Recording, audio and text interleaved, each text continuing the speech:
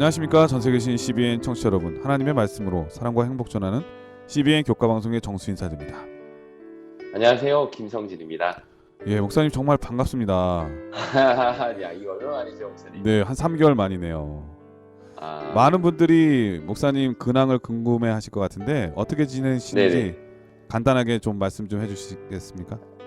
네네. 저는 지금 여기 앤드류스에 이제 향학을 와 있는 상태인데요. 제가 여기 왔을 때는 눈이 엄청 많이 쌓여 있고, 계속 눈도 내리고, 이제 그런 와중이었는데, 지금은 이제 봄이 온 것 같습니다. 네, 크로커드 잔디도 보이고, 눈도 다 녹았고요. 저의 삶에 얼른 봄이 오기를. 네, 네. 공부하는 게 쉬운 일이 아닌데 어쨌든 이 코로나 상황 속에서도 건강 잘 챙기시고 가족 모두 행복한 시간이 되시기를 간절히 바랍니다. 우리 네, 많은 목사님 고맙습니다. 청취자분들이 목사님 위해서 기도하고 있으니까 힘내시기를 바라겠습니다. 자, 오늘은 새로운 2기입니다. 목사님께서 매 기 첫 번째 교과를 해주시는데 오늘은 2기 첫 번째 시간인데 이번 총 그 주제가 영원한 하나님의 언약이라고 하는 주제예요. 먼저 간단한 총론의 말씀을 좀 부탁드리겠습니다.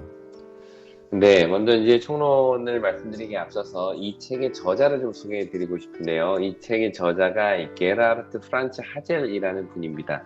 아마 하젤이라는 이름 여러분들에게 되게 익숙한 이름이죠.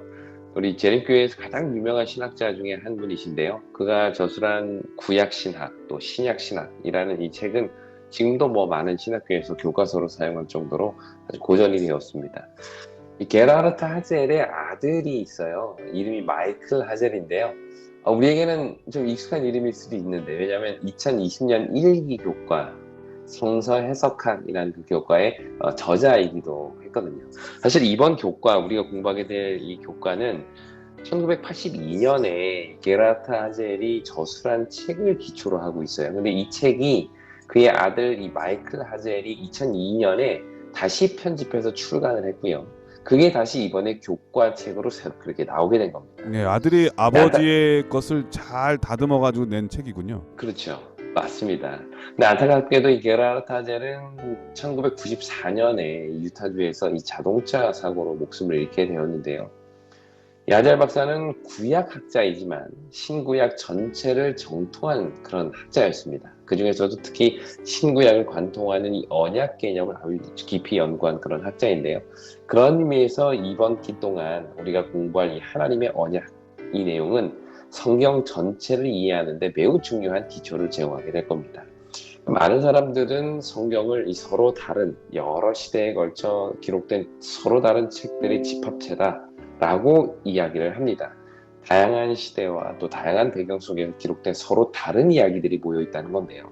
그러나 그 다양한 구슬들을 하나로 꿰을 수 있는 실, 그 줄이 바로 언약이라는 개념입니다. 이 언약은 창세기부터 요한계시록까지 모든 책을 관통하는 아주 중요한 개념인데요. 그런 의미에서 이 언약의 관점에서 성경을 이해하고 구약과 신약의 각 내용을 살펴본다면 우리는 보다 성경을 넓게 또 분명하게 이해할 수 있게 될 것입니다. 그래서 이번 교과는요, 성경을 바라보는 우리의 눈을 확장시켜줄 아주 소중한 기회가 되리라고 저는 확신합니다. 앞으로 진행될 이 각 과의 내용을 충실하게 따라가므로 그 언약을 통해서 성경 전체를 이해할 수 있는 그 눈, 그것을 갖게 되기를 간절히 바라면서 오늘 1과를 시작해 보도록 하겠습니다. 예, 우리 재림교회 유명한 석학 그리고 세계적인 석학이신 이 하젤 박사님의 평생 동안 연구한 가장 또 성경을 꿰뚫는 그런 실타래 같은 주제 언약에 대한 말씀을 이번 한 기 동안 공부할 것 같습니다. 자, 그렇다면 오늘 제 첫 번째 시간인데 제목이 무슨 일이 벌어졌는가라고 하는 제목입니다. 먼저 기억절 말씀을 읽어드리겠습니다. 하나님이 이르시되 우리의 형상을 따라 우리의 모양대로 우리가 사람을 만들자 하시고 하나님이 자기 형상 곧 하나님의 형상대로 사람을 창조하시되 남자와 여자를 창조하시고 창세기 1장 26절 27절 말씀이었습니다. 자, 오늘은 언약 개념을 여는 첫 번째 시간으로서 제목이 무슨 일이 벌어졌는가라고 하는 제목입니다. 어떤 말씀일까요? 네, 참 재밌게도 언약 이야기를 시작하는데 그 가장 먼저 이 창세기 1장부터 3장에 나타난 창조 기사를 이야기하고 있습니다. 이것은 모든 언약의 시작이요 기초가 되기 때문인데요. 그러므로 오늘 교과를 잘 이해하시면 이 앞으로 이어질 언약의 역사를 이해하는데 아주 큰 도움을 얻게 되리라고 확신합니다. 이 창조는 단순히 없던 것을 만드는 이야기가 아닙니다. 물질의 생성이 창조의 본질적인 목적이 아니라는 거죠. 오히려 창세기는 그렇게 창조된 것들 간의 관계, 더 나아가서 피조물과 하나님과의 이 관계에 집중하고 있다는 겁니다. 그런데 그 관계가 바로 언약이라는 개념으로 나타나 있다는 것이죠. 그렇다면 과연 이 창조 기사에 나타난 하나님과의 그 언약은 무엇이고 그것이 앞으로 진행될 성경 전체를 이해하는 데는 어떤 기초를 제공하게 될지 우리 함께 일요일 소식부터 공부해 보도록 하겠습니다. 예, 오늘 말씀은 언약을 여는 첫 번째 시작, 창세기에 나타난 말씀을 통해서 배울 수 있을 것 같습니다. 말씀에 앞서 참여 듣고 시작합니다. 여기는 말씀의 방송 CBN 코리아입니다.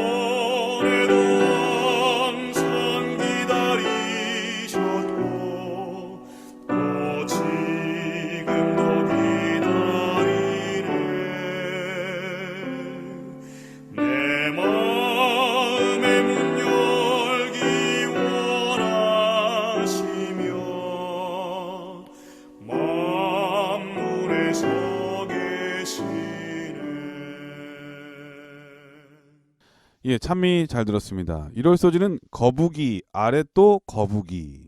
자, 오늘 제목들이 아주 특별합니다. 어떤 말씀인가요? 근데 목사님도 보시면 아시다시피 이번 교과책의 특징 중에 하나가 제목을 아주 흥미롭게 짓는다는 거예요. 그러니까 네. 일과 제목이 무슨 일이 벌어졌는가. 근데 이걸 딱 읽으면 무슨 생각이 드세요? 도대체 무슨 일이 벌어진 거지? 그렇죠. 궁금증? 무슨 큰일이 났나? 네, 네. 그런 궁금증을 일으키죠. 일요일 소지 제목도 마찬가지입니다. 거북이 안에 또 거북이. 이 말을 들으면 누구나 이게 무슨 이야기지? 거북이 왜 얘기인가? 시작부터 거북이 이야기를 할까? 라는 궁금증을 갖게 만들죠. 네. 이런 시도는 독자들의 흥미를 끌 수 있는 매우 좋은 전략이라고 생각이 되는데요. 그런 지금부터 이 거북이에 대한 궁금증을 함께 풀어보도록 하겠습니다. 어느 날 한 과학자가 이 태양계에 대해서 설명을 하고 있었어요. 그런데 그것을 가만히 듣고 있는 한 노부인이 손을 들고 이런 이야기를 합니다. 지구는 거북이 등껍질 위에 놓인 원방과 같이 생겼습니다. 이런 이야기를 하는 거죠. 음. 그러자 이제 과학자가 이렇게 물어요. 어, 그래요? 그러면 그 거북이는 어디에 앉아 있나요? 그야 다른 거북이 위에 앉아 있죠. 그러자 이제 과학자가 또 웃습니다. 그러면 그 거북이는 또 누구 위에 하고 있습니까? 그러자 노부인이 이렇게 대답하죠. 그 거북이 아래로 수많은 거북이가 있다니까요. 저런 사람은 저마다 서로 다른 세계관, 우주관을 가지고 살고 있죠. 고대의 어떤 문명은 지구가 커다란 코끼리 위에 올려져 있다고 믿기도 하고요. 또 어떤 문화에서는 하늘이 거북이 등딱지 모양처럼 이렇게 반원으로 되어 있다라고 생각하기도 합니다. 과학이 발전하면서 오늘날 지구와 태양계에 대한 이해는 뭐 어느 정도 이렇게 공감대가 형성되어 있는 것 같지만 인류의 시작에 대해서는 아직도 저마다 다른 논리를 펴고 있죠. 하지만 성경의 입장은 분명합니다. 성경의 첫 장, 첫 절은 우리에게 이렇게 이야기를 하죠. 태초에 하나님이 천지를 창조하시니라. 이것은 설명이 아니라 선포입니다. 누군가를 설득하기 위한 어떤 논리적인 근거를 제시하는 글이 아니라 그냥 인정하고 거대한 선언이요, 선포인 것이죠. 이러한 선언은 그것을 듣는 모든 이들에게 선택을 요구합니다. 하나님이 창조주이심을 인정할지 인정하지 않을지 그 선택이 그늘 앞에 놓여 있게 된다는 것인데요. 그런데 여기서 궁금한 것은 이 책의 저자는 언약에 대해서 설명하면서 왜 가장 먼저 창조의 이야기를 하는 것일까요? 이번 과가 바로 창세기 1장부터 3장의 내용을 다루고 있는데 왜 이 저자는 하나님의 언약을 창조 이야기부터 시작하고 있을까요? 그 이유는 바로 하나님의 언약의 기본 전제가 창조주와 피조물이라는 이 관계에서부터 시작하기 때문입니다. 이번 과는 그 관계를 크게 네 가지로 설명하고 있는데요. 이것이 바로 월요일 소지부터 목요일 소지까지 우리가 이어서 공부하게 될 내용입니다. 그럼 지금부터 이 창조에 담긴 그 네 가지 언약의 요소들을 우리 월요일 소지부터 함께 살펴보도록 하겠습니다. 예. 그럼 바로 월요일 소지로 넘어가겠습니다. 월요일 소지는 조물주의 형상이라고 하는 제목인데요. 어떤 말씀인가요? 네, 이 창조에 나타난 하나님의 언약의 첫 번째 요소, 그것은 바로 하나님의 형상입니다. 성경은 우리에게 이렇게 이야기를 하지요. 창세기 1장 26절과 27절입니다. 하나님이 이르시되 우리의 형상을 따라 우리의 모양대로 우리가 사람을 만들고 그들로 바다의 물고기와 하늘의 새와 가축과 온 땅과 땅에 기는 모든 것을 다스리게 하자 하시고 하나님이 자기 형상 곧 하나님의 형상대로 사람을 창조하시되 남자와 여자를 창조하시고. 네, 여기 사람의 창조에 대해서 이야기하는 이 구절을 보면 이전의 창조, 그러니까 사람 이외의 동물과 식물과 그 외의 창조 이야기와는 명확하게 구분되는 두 가지 특징이 있습니다. 첫째는 우리라는 복수로서의 하나님 간의 대화가 나온다는 것이에요. 지금까지의 창조는 피조물에 대한 하나님의 일방적인 명령으로 이루어졌습니다. 예를 네. 들어 하나님이 빛이 있으라 라고 명령하시니 빛이 있었고, 또 물이 나니라 하시니 물이 나뉘었고, 또 하늘의 공중에 새가 나르라 하시니 새가 날았죠. 이렇게 지금까지의 창조는 하나님의 명령과 피조물의 순종으로 이루어졌습니다.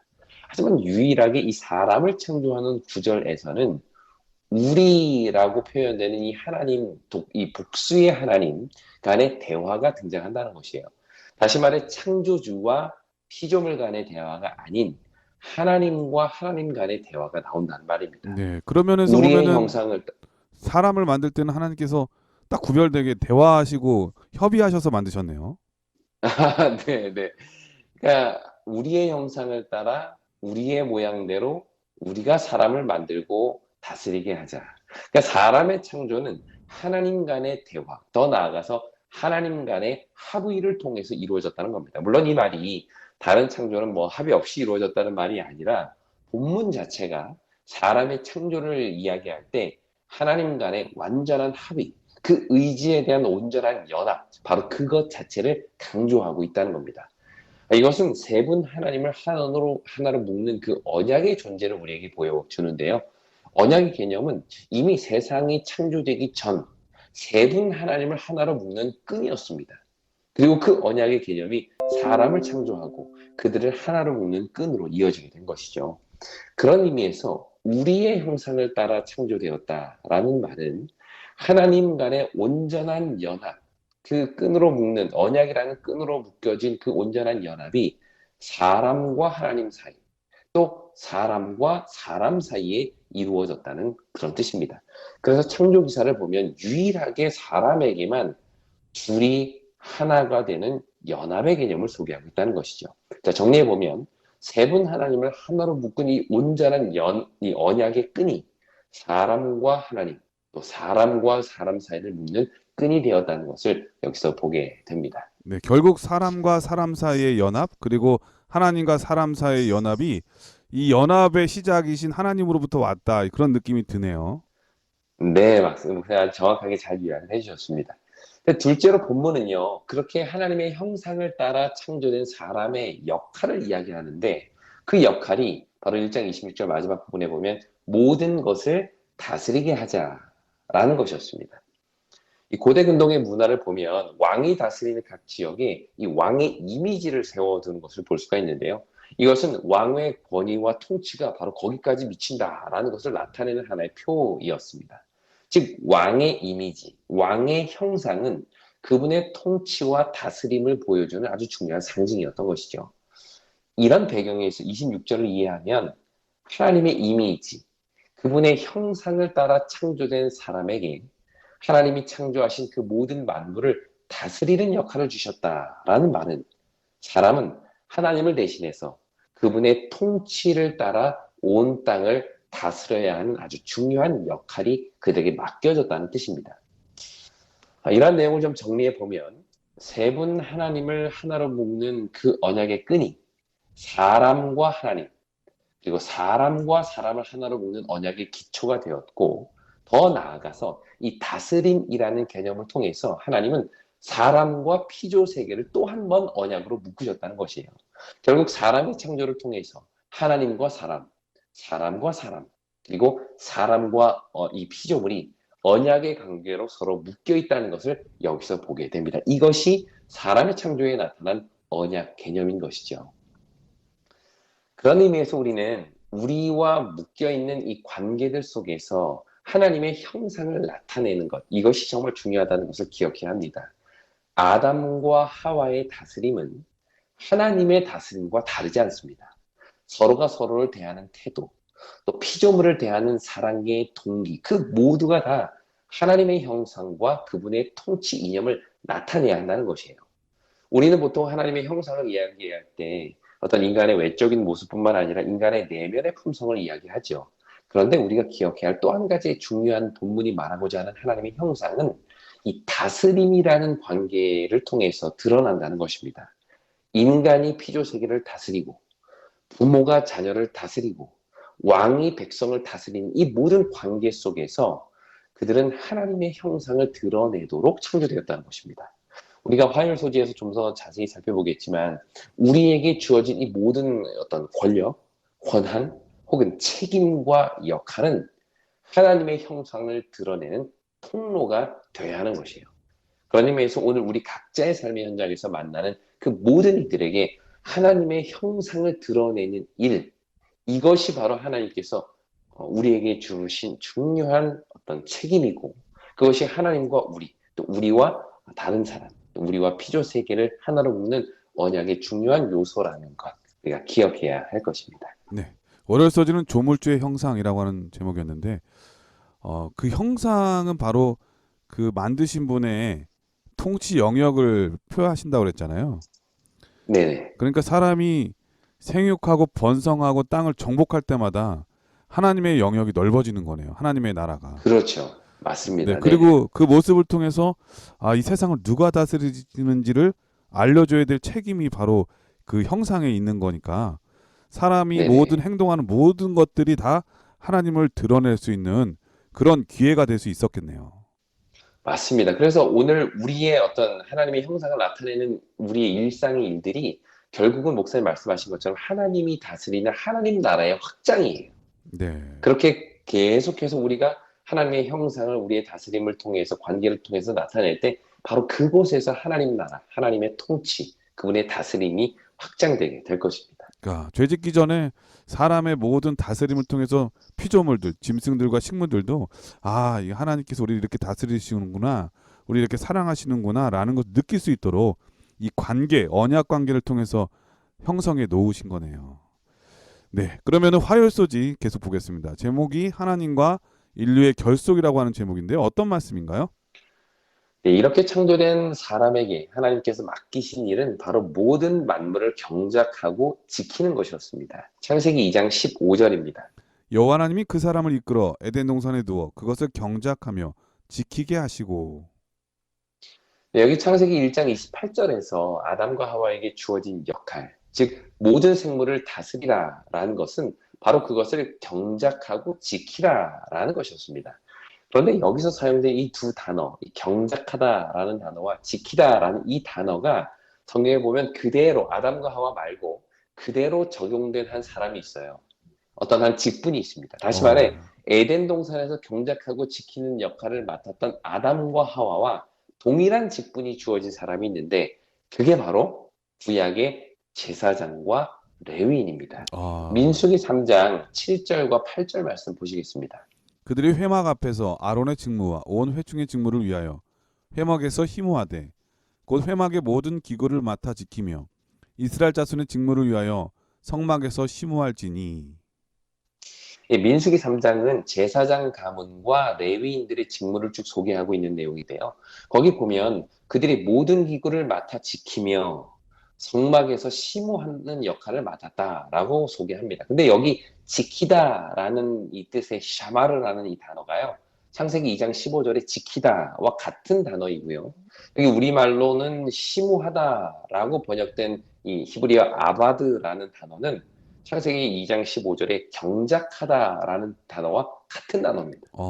그러니까 이것을 통해서 우리가 알 수 있는 것은 아담과 하와에게 주어진 그 다스림의 역할이란 하나님께서 제사장과 레위인들에게 맡기신 것과 동일한 책임이라는 것을 알 수가 있어요.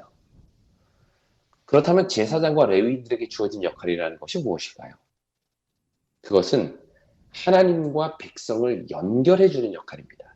하나님께서 그들을 거룩하게 구별하신 것도, 그들에게 다양한 특권을 허락하신 것도 그들만의 거룩을 위한 것이 아니라 온 백성을 거룩하게 하기 위한 구별이었다는 것이죠. 마치 아담과 하와를 하나님께서 구별하시고 그들에게 만물을 다스리는 역할을 주신 것 역시 그들이 만물 위에 군림하기 위한 것이 아니라 오히려 하나님의 뜻대로 그것을 섬기고 그것들을 지키기 위한 역할인 것처럼 말이죠. 그런 의미에서 최초의 인류에게는 하나님의 형상을 따라 창조되었다는 엄청난 복과 더불어 그들이 해야 할 중요한 책임이 주어진 것입니다. 이러한 결속, 그러니까 하나님과 사람, 사람과 사람, 그리고 사람과 만물을 묶는 이 결속이 바로 언약의 출발인 것이죠. 죄가 들어오기 전에 이 땅은 이처럼 완전한 언약에 의해 묶여진 언약 공동체였던 것입니다. 물론 현재는 죄로 인해 이러한 모습들이 많이 흐트러지긴 했지만 우리에게도 여전히 동일한 책임이 주어져 있음을 우리는 기억할 필요가 있겠죠. 과거에는 이 만물을 인간이 정복하고 파괴하며 임으로 사용할 수 있는 대상이라고 여겼습니다. 그래서 어떤 인간의 이익을 위해서 너무나도 많은 것들을 파괴시켜 왔죠. 생명이 있는 동식물뿐만 아니라 땅과 하늘, 공기와 물까지도 인간의 욕심에 의해서 많이 병들게 되었습니다. 이때 우리가 기억해야 할 것이 바로 우리에게 주어진 역할은 하나님의 품성을 따라 이 땅의 모든 만물을 잘 섬기는 제사장적 역할이라는 사실이죠. 우리가 이 사실을 기억할 때 조금이나마 이 땅에 하나님의 형성이 회복되지 않을까라는 생각을 해보게 됩니다. 예, 화요일 소지는 하나님과 인류의 결속이라고 하는 제목이었는데요.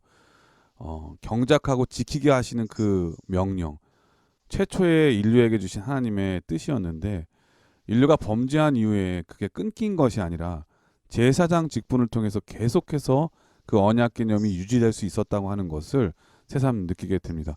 지금 우리는 모든 인류를 위한 제사장이 되어야 되잖아요.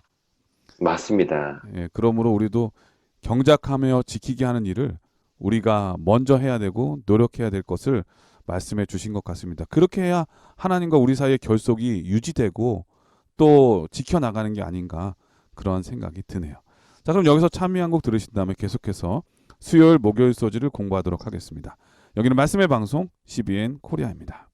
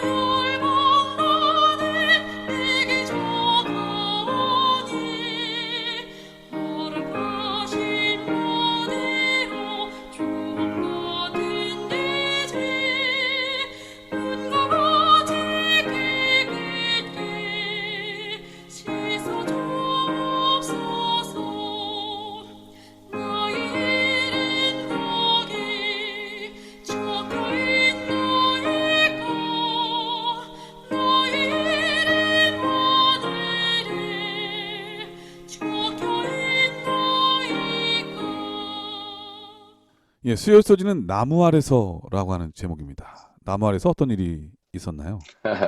네, 또다시 궁금증을 유발하는 제목이 등장했네요. 이 언약을 맺는 일에 있어서 가장 중요한 것은 바로 언약을 맺는 당사자의 자유의지입니다. 우리는 1905년의 아픔을 기억하죠. 바로 을사늑약이 체결된 해인데요. 그 을사늑약의 원명은 2차 한일 협약입니다. 이 조약을 통해서 한국은 외교권을 박탈당하고 일본의 보호국으로 전락하게 돼서 사실상 반식민지 상태가 되었죠. 이런 조약을 늑약이라고 표현한 이유가 바로 여기에 있습니다. 이 늑이라는 자는 굴레나 재갈을 뜻하는 단어인데요. 소나 말에 재갈을 물려서 임의로 말을 부리는 것처럼 을사늑약이 바로 그런 것이라는 뜻이죠. 이것은 양국이 동등한 위치에서 자발적 선택에 의해 이루어진 것이 아니었습니다. 당시 러일 전쟁에서 승리하면서 아시아의 패권을 잡은 일본이 강압적으로 몇몇 대표자들을 포섭해서 맺은 강제적인 조약이었던 것이죠. 그런 의미에서 이 조약은 정상적인 외교적 조약이라고 할 수가 없다는 것입니다. 자, 그렇다면 하나님과의 언약은 어떨까요? 하나님께서는 아담과 하와에게 이런 말씀을 하십니다. 창세기 2장 16절과 17절입니다. 여호와 하나님이 그 사람에게 명하여 이르시되 동산 각종 나무의 열매는 내가 임으로 먹되 선악을 알게 하는 나무의 열매는 먹지 말라. 내가 먹는 날에는 반드시 죽으리라 하시니라. 네, 선악과는 하나님과 인간 사이에 맺어진 관계를 나타내는 아주 대표적인 상징입니다. 이것은 하나님과 사람과의 관계뿐만 아니라 사람과 만물의 관계까지도 보여주는 매우 중요한 언어적 표징인데요. 이것을 통해서 사람은 온 땅의 주인이 하나님이시라는 사실, 그리고 그분의 뜻 안에서 만물을 다스려야 한다는 것을 고백하게 된 것이죠. 그런데 여기서 우리는 이런 질문을 할 수가 있습니다.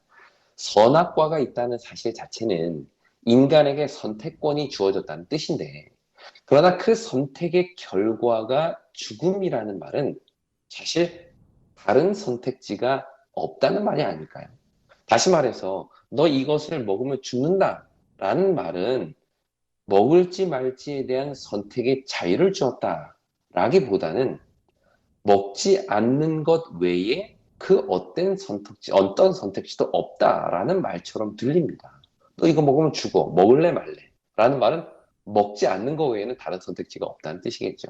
그렇다면 이것도 을사늑약과 같이 강압적이고 일방적인 언약이었을까요? 목사님 말씀 들어보니까 그런 네네. 목사님 말씀에도 일리가 있네요. 네. 예. 이거 뭐 우리는 사실, 옛날에 이렇게 뭐 하다가 너 이거 안 하면 죽어 이런 말이랑 별반 다른 것 같지 않은 그런 느낌이 들긴 하는데 그래도 그런 그렇죠. 건 아니겠죠. 네, 맞습니다. 우리는 그 답을 창세기 1, 2장의 문맥에서 좀 찾아볼 수 있습니다. 창세기 1, 2장은 무에서 유의 창조를 말하죠. 다시 말해, 생명이 없는 곳에서 생명이 탄생하는 이야기가 창세기 1장과 2장입니다. 그런데 이 창조 기사 중에 유일하게 유에서 무로, 다시 말해, 삶에서 죽음으로 이 거꾸로 이동하는 방법이 있는데, 그게 바로 선악과예요. 창조 음. 기사는 하나님이 생명의 근원임을 보여주고 있습니다. 이 말은 바꿔 말하면 하나님과의 관계가 끊어지면 거기에는 생명이 없다는 뜻이죠. 이것을 계속해서 보여주는 게 창조의 이야기입니다. 그런데 선악과를 먹으면 죽는다라는 말은 살 수 있는 인간을 하나님께서 죽이신다라는 뜻이 아니라 이 생명의 근원이신 하나님과의 관계가 끊어지면 그 결과는 죽음이라는 사실을 말해주고 있는 것이에요. 무에서 유로 이동하는 이 모든 이야기 속에서 유일하게 유에서 무로 거꾸로 그 창조의 방향을 돌리는 것이 이 선악과를 먹는 것이다 라는 말은 생명의 근원이신 하나님과의 관계가 끊어지는 순간 우리는 다시 유에서 무로 돌아갈 수밖에 없는 존재다라는 것을 보여주는 이야기인 것이죠. 그러므로 여기서 말하는 죽음은 하나님에 의한 강제적 죽음이 아니라 생명으로부터 끊어진 자연적 결과라는 것입니다. 그러니까 내가 먹는 날에는 반드시 죽으리라라는 말은 권력자의 어떤 강압적인 명령이 아니라 사랑하는 인간을 향한 간절한 호소라는 것이죠. 제발 언약 안에 거함으로 하나님과 영원한 기쁨을 누리자. 죽지 말고 영원히 함께 살자라는 그 하나님의 사랑의 호소라는 것입니다. 우리는 이 사실을 죄를 지은 이후에 그들을 대하시는 하나님의 모습을 통해서 분명히 보게 됩니다. 나무 아래서 깨어진 그 언약은 결국 나무 위에 달린 하나님을 통해 다시 회복되기 때문이시요. 이것이 바로 언약에 나타난 하나님의 마음입니다. 이처럼 언약은 하나님의 마음, 더 나아가 그분의 품성을 담고 있습니다. 인간의 영생을 인간 본인보다 더 간절히 원하시는 하나님의 사랑 말이죠. 그런 의미에서 언약은 사랑의 또 다른 표현이요. 언약의 핵심은 바로 그분의 그 사랑인 것입니다. 이번 한 기 동안 공부하게 될 언약을 통해서 그 사실을 우리 가슴 깊이 느낄 수만 있다면 우리는 사실 교과의 목적을 다 이룬 겁니다. 왜냐하면 이 언약이라는 단단한 껍질 속에 들어있는 이 알맹이가 바로 하나님의 사랑이기 때문이죠. 예, 수요일 서지는 나무 아래서라고 하는 제목인데 이 나무 아래서 행복이 있어야 되는데 성경은 불행을 얘기하네요. 그런데 그것이 어떤 면에서 이 하나님의 강압이 아니라 사랑이라고 하는 것을 우리 목사님께서 또 한번 깨닫게 해주셨습니다. 근데 사실은 죽음이라고 하는 것은 원래 있던 대로 그러니까 유에서 무로 돌아가는 가장 특별한 지금 말씀이라고 하셨잖아요. 네네. 그러면은 원래 있던데 원래 사람은 없었던 존재가 있었던 거니까 그 그렇죠. 죽음이라고 하는 것은 언약에서 떨어져서 원래 있던 자리로 돌아가게 해주는 것을 말하고 있는 거네요. 네네, 맞습니다. 그게 죽음의 의미고, 그런 의미에서 왜 사람이 죽으면 영혼 불멸 사상을 믿는 사람들에게 있어서 요 내용은 네.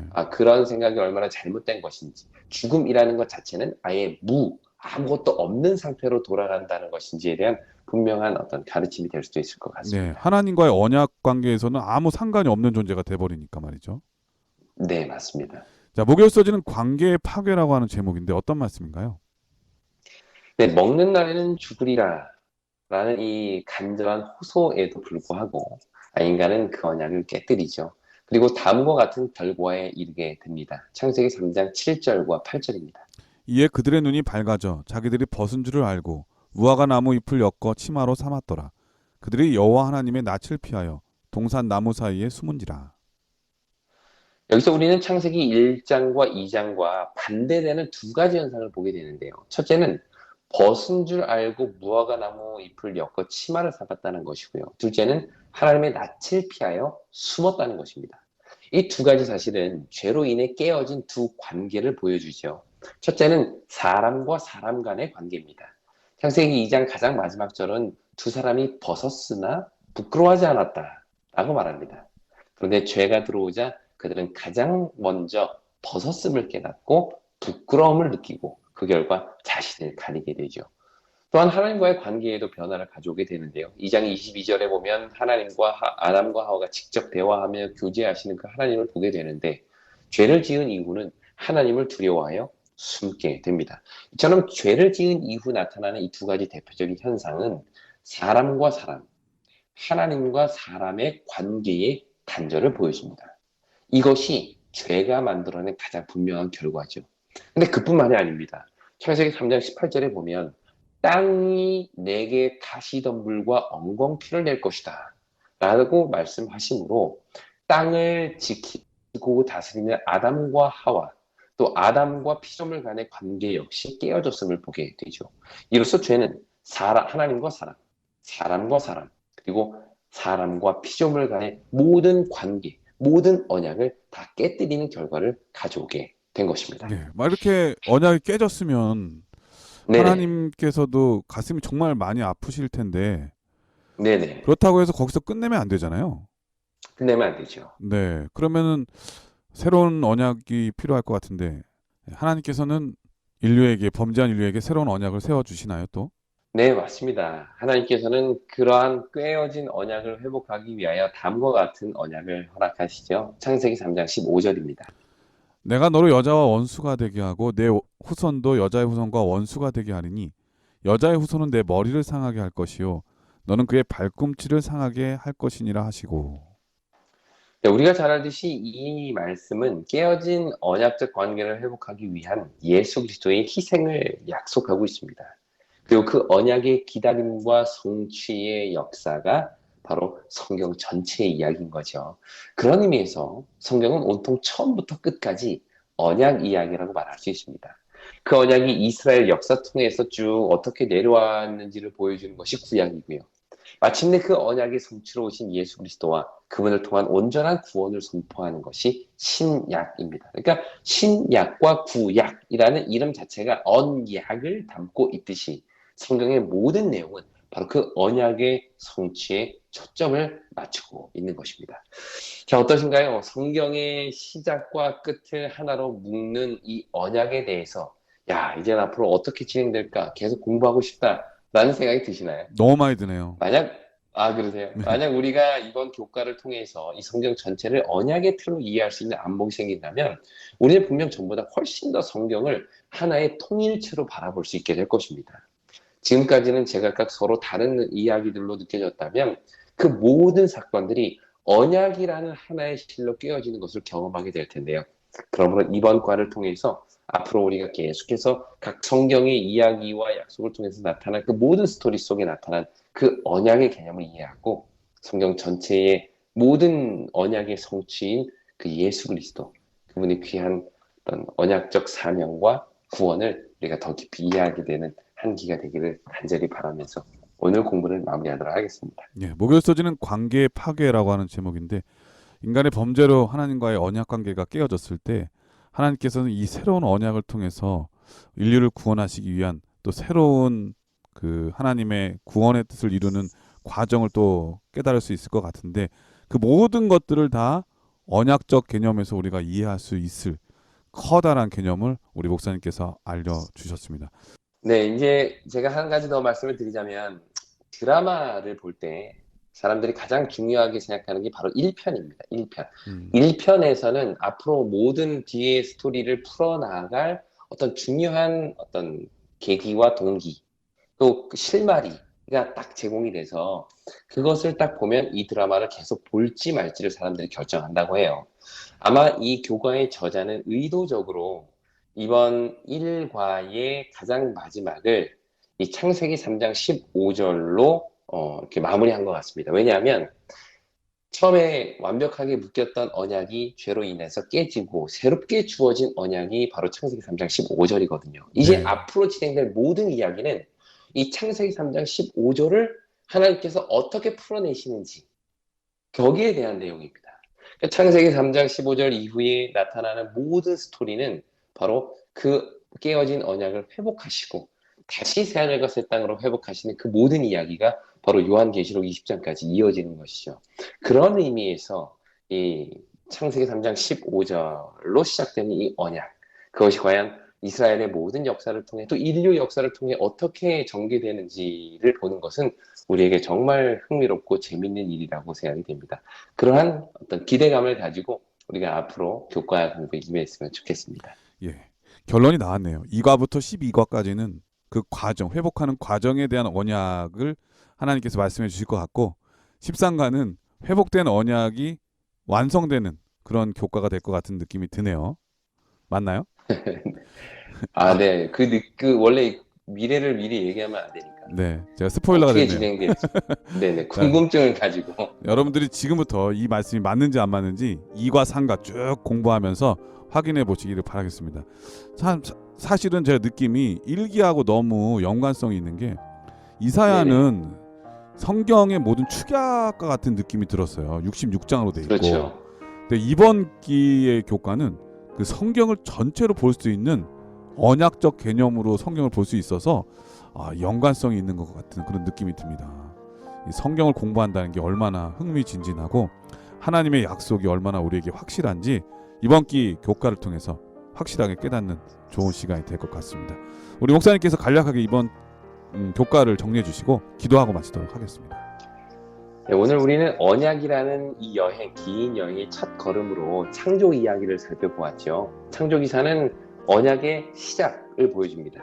하나님의 형상으로 창조된 인간에게는 모든 피조물을 지키고 다스리는 책임이 주어졌고 선악과를 통해서는 하나님과 인간의 생명의 관계가 분명히 드러났죠. 하지만 이 언약은 죄로 인해서 깨어지고 그것을 회복하기 위해 하나님께서는 언약의 후손, 여자의 후손 이라는 새로운 언약을 우리에게 주셨습니다. 결국 구약과 신약은 그 언약의 성취를 보여주는데요. 앞으로 진행될 교과를 통해서 그 언약에 대해서 보다 깊은 이해를 얻게 되기를 바라면서 오늘 교과를 마치도록 하겠습니다. 예, 목사님의 기도로 교과를 마치겠습니다. 우리 함께 기도하겠습니다. 하늘에 계신 아버지 하나님, 오늘 우리에게 이 언약에 대한 새로운 이해를 갖게 하시니 감사합니다. 아멘. 참 하나님과 약속을 맺을, 언약을 맺을 만한 가치가 없는 죄인들에게 끝까지 먼저 다가오셔서 언약을 맺어주시고 그 언약을 이루어주시고 새로운 언약을 우리에게 허락하여 주셨으니 그 은혜를 감사드립니다. 아멘. 이제는 그 언약 안에 있는 자로서 언약 안에 하나님의 귀한 사랑 안에 거하게 도와주시고 아멘. 그 사랑의 언약을 우리 주변에 있는 많은 이들에게 나타내며 전하는 주의 언약의 전달자가 되게 인도하여 주시옵소서. 아멘. 사랑이신 예수님의 이름으로 기도드립니다. 아멘. 네, 전 세계에 계신 CBN 청취자 여러분, 하나님의 말씀은 사랑입니다. 이 사랑이 어떻게 우리에게 다가오는지 이번 한 기 동안의 공부를 통해서 더 확실하게 깨닫는 한 기의 삶이 되기를 간절히 바라겠고요. 무엇보다 이 코로나 상황 속에서 늘 건강하게 되길 간절히 바랍니다. 우리 목사님도 늘 건강하세요. 네, 감사합니다. 안녕히 계십시오. 안녕히 계세요.